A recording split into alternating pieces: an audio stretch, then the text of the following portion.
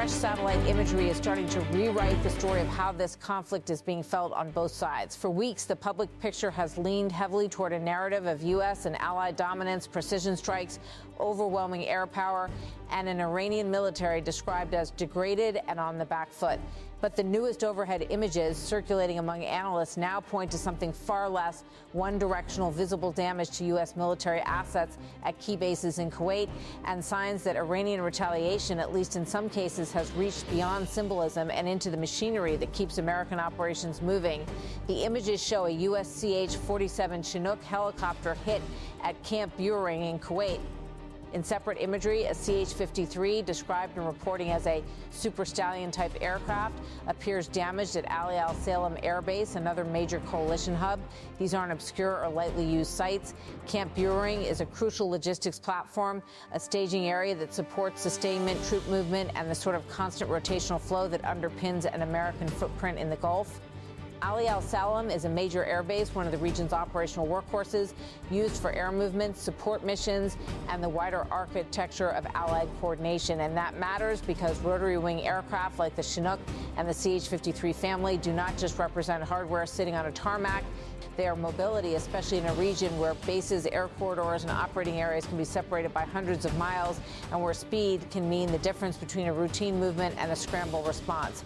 Helicopters move people, equipment, and critical supplies. They enable rapid extraction, intra-theater lift, and flexible positioning in a way that fixed-wing aircraft often can't. The imagery also points toward something else: vulnerability. Helicopters on the ground are exposed. They can be protected with dispersal, hardened shelters, layered defenses, and alert posture, but they remain softer targets than aircraft in flight.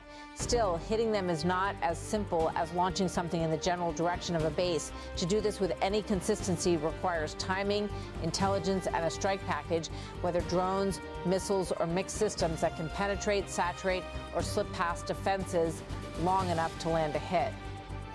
Even if the damage is limited to a small number of airframes, the message is larger: reach and precision. It's a signal that Iran or Iranian-aligned forces, depending on attribution, can impose costs inside the U.S. operational ecosystem in the Gulf. And it suggests that the cost curve of this conflict may be more evenly distributed than early public messaging implied.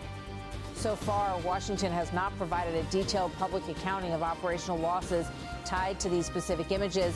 That absence of detail is not unusual during active tensions, when governments weigh security, intelligence protection, and the need to avoid giving an adversary confirmation.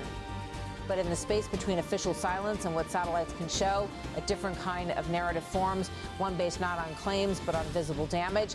And while the ground-level hits are drawing attention, the maritime picture is expanding at the same time toward one of the most sensitive waterways on the planet. Satellite imagery has also fueled new scrutiny over U.S. naval positioning near Iran. The USS Abraham Lincoln, a U.S. aircraft carrier, has been identified operating in the Gulf of Oman, roughly 200 kilometers south of the Iranian coast, positioned just outside the Strait of Hormuz, but within operational reach of the sea lanes that feed into it. That geography is strategic. The Strait of Hormuz is narrow, heavily contested, and uniquely vulnerable to disruption. It is the kind of choke point where miscalculation can spiral fast and where even a temporary incident can ripple into global energy and shipping markets. Operating just outside the strait in the wider waters of the Gulf of Oman gives U.S. naval forces more maneuver room, reduces the risks associated with operating in confined waters, and still allows surveillance and strike options to remain close enough to matter. It also aligns with what U.S. officials have signaled about the shape of a pressure campaign at sea. Rather than trying to sit on the strait itself, the focus can shift eastward toward the Gulf of Oman and the Arabian Sea, where interdiction, tracking, and a wider buffer zone can be established before vessels ever reach Hormuz. An aircraft carrier isn't just a symbol, it is an airfield that moves. It carries fighters, electronic warfare aircraft, surveillance platforms, and the command and control capacity to coordinate complex operations at speed. It also brings with it a strike group, escorts, layered defenses, and the ability to sustain sorties over time. In a moment of rising tensions, that presence can function as deterrence, escalation leverage, or preparation, depending on what follows. Iran, meanwhile, has answered the maritime pressure with sharp political messaging and warnings about economic consequences. Tehran's public line has emphasized that interference around Hormuz is not merely a military move, but a threat to global trade, an attempt to frame the U.S. approach as a gamble with the world economy, not just a regional confrontation. In parallel, there are also claims of rapid U.S. reinforcement in the broader Middle East. Warplanes moved quickly, additional troops deployed, and elite forces placed on alert. Some of those claims have appeared in state-backed and adversarial outlets and should be treated carefully in the absence of full independent confirmation. But the underlying pattern is consistent with what major escalations typically trigger: a surge in positioning, refueling capacity, and force protection across the region. A key piece of that posture is aerial refueling. Refueling aircraft extend the reach of fighters and bombers. They allow combat air patrols to stay up longer, strike packages to push farther, and planners to keep aircraft in the air without relying only on forward bases.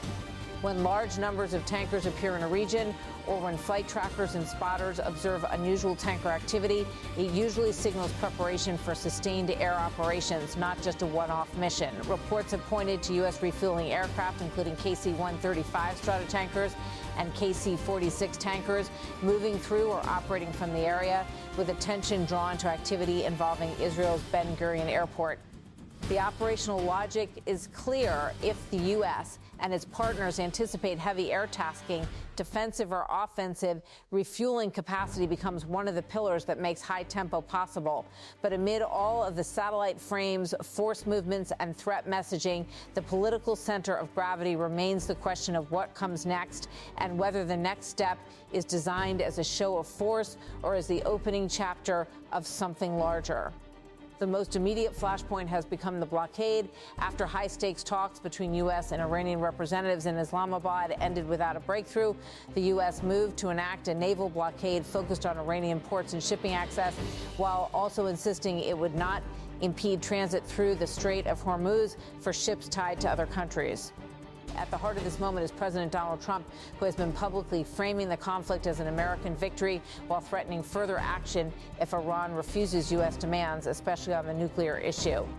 In remarks captured during this period, Trump made sweeping assertions about Iran's military condition and what the blockade is meant to achieve. At one point, he said their military is destroyed, their whole navy is underwater. You know that 158 ships are gone, their navy's gone.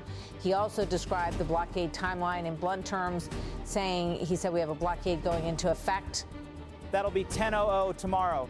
Those lines matter not only because of their severity, but because they frame expectations domestically and internationally for what U.S. policy is trying to deliver. And how quickly Trump also tied the pressure campaign to oil shipping behavior and American production. He argued that other nations are moving to constrain Iran's ability to sell oil and that the blockade will be very effective. He portrayed vessels as heading in to fill up with oil and then go and take it, and suggested the U.S. is being used as those ships move through the region. He also made a sweeping claim about American oil output, he said we have more oil than Russia and Saudi Arabia put together. And he returned repeatedly to the nuclear issue, stating in unambiguous terms, he said Iran will not have a nuclear weapon. He then dismissed the idea that talks needed to resume on Iran's terms, he said, I don't care if they come back or not. This posture of maximum public confidence, coupled with high threat language, has been paired with behind-the-scenes uncertainty about how far the administration is willing to go. Reporting has described Trump weighing options that include limited strikes, renewed bombing, or a temporary blockade intended to shift responsibility for longer-term escort missions onto allies. At the same time, there are signals, public and private, that the door to diplomacy is not fully shut. Even as Trump has projected indifference toward renewed talks, there have been indications from people close to negotiations that channels remain open and that back-and-forth messages continue through intermediaries. And after the blockade took effect, reporting indicated diplomats were working to arrange another round of talks within days. On the U.S. side, officials have also highlighted the risks of escalation, including the strain a prolonged campaign could place on munition stockpiles. Modern high-intensity operations consume precision weapons quickly, and resupply is not instantaneous. For any administration trying to balance coercion with restraint, that math matters. From Iran's perspective, the response has been defiance, political, rhetorical, and military. Tehran has made clear it does not intend to surrender under threat. Iranian military messaging has been particularly pointed about the waters around Hormuz. One of the most quoted warnings has come from the Islamic Revolutionary Guard Corps, emphasizing that military vessels approaching the strait will be dealt with severely. The point of that language is deterrence by ambiguity, Iran signaling that escalation at sea carries a price without necessarily defining what the trigger would be. Iranian state media has also carried dismissive responses to the blockade concept itself. In one widely circulated statement attributed to Iran's Navy leadership, the U.S. threat to blockade Iran at sea was described as ridiculous, paired with claims that Iranian forces are monitoring American movements. This is the collision point. U.S. pressure designed to restrict Iran's maritime and economic oxygen, and Iranian threats designed to raise the cost of that pressure by turning the region into a risk zone. And in the background, the satellite images from Kuwait remain a reminder that the battlefield is not only at sea or in the skies over Iran, it is also at bases, staging areas, and logistics nodes across the Gulf. If Iran can land strikes on aircraft at ground facilities used by American forces, even sporadically, it complicates U.S. assumptions about safe rear areas. It pushes commanders to spread out assets, raise defenses, and invest more effort in force protection. That can reduce efficiency and raise operational friction, exactly the kind of effect a weaker party often tries to achieve against a stronger one. So what does all of this add up to? It's a region bracing for the next turn of the wheel, a U.S. carrier sitting within reach, a blockade now in effect. Diplomacy reportedly searching for a second round, Iran threatening retaliation and framing maritime pressure as an assault on the global economy, and new overhead imagery that suggests U.S. assets have taken visible damage at key Gulf facilities. The most striking part is not any single claim, photo, or deployment, it's the accumulation.